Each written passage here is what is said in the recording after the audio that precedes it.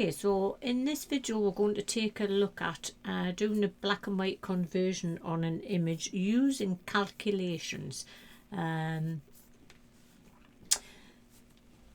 There's lots of different ways to create black and white in Photoshop, and this is just one of the ways. So we're going to have a whirl at doing that now.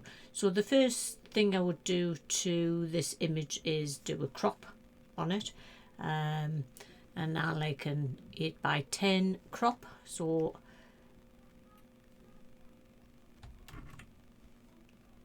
let's just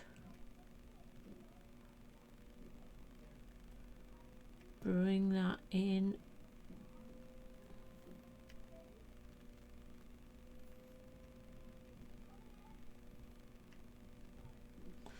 Okay, we'll hit enter there to sort that crop out, and that's much better.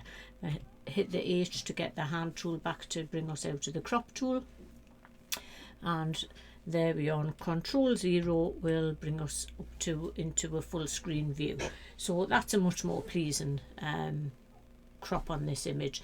This is straight out of camera, so I haven't done any smoothing or anything like that on her skin. She's a beautiful girl, and we'll just leave it like that. So it's all about the black and white conversion in this video. So we're going to hit Ctrl and J to duplicate the layer. So we've now got two layers over here at the right hand side. We're then going to come up to image and down to calculations. That will bring us, it will immediately do black and white conversion and give us this calculations box that we can look at. So if we move it out over here out of the way. So the first thing we want to do is make sure that it's got the same image source in both of these source boxes, which it has. And we are going to come down and we're going to select the layer we want to work on, and it's going to be our layer 0 copy. And the same thing will appear down in the second source.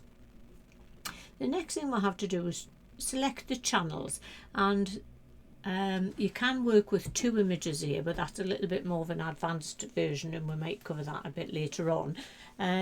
But you want to just come down, and you can see that you've got channels in both of these, source 1 and source 2, and it's simply a case of coming down and selecting the different channels and coming up with a combination in both of these channels that you actually like to see in the image here. So let's have a look. I quite like that effect there, and if we come down to the second one and flick through the different channels, that makes quite a pleasing combination.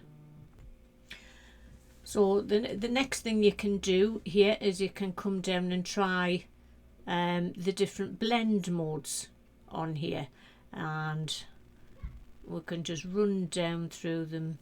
Actually, overlay looks quite nice. So do we go overlay? I quite like overlay or multiply. I think in this case we might go for overlay, and we can always reduce the opacity. So try different opacities, even see what we like best.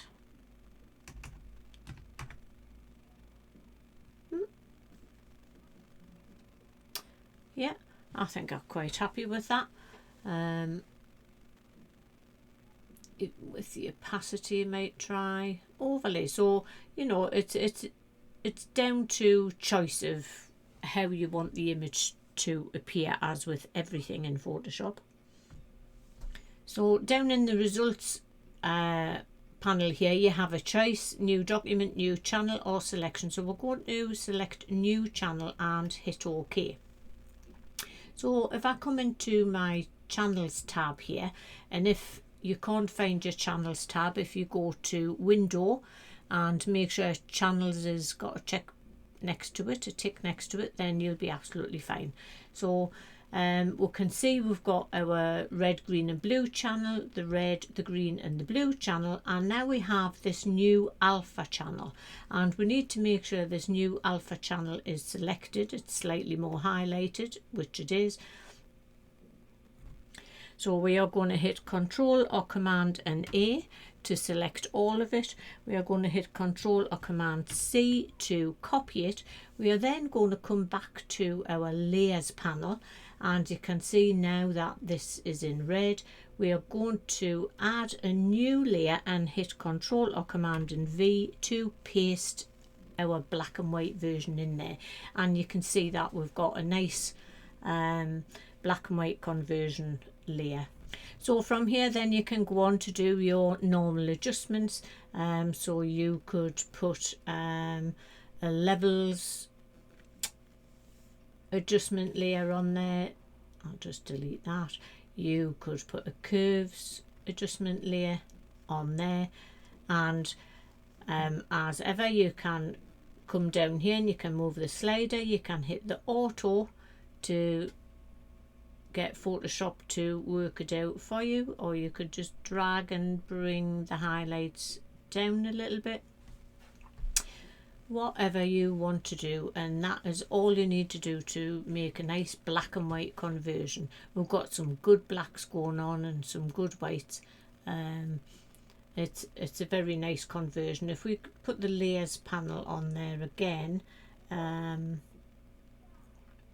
sorry, the levels, you can look at the histogram. Now it's got a good histogram right from the very right hand side. You could bring that in a little bit, if I can bring that in, and that's the white point's probably at the place that it needs to be. So very nice conversion, and I hope you enjoy trying this one.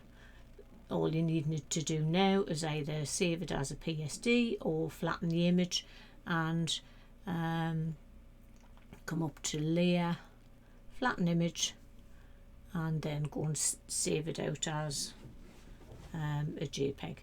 Okay, thank you for watching.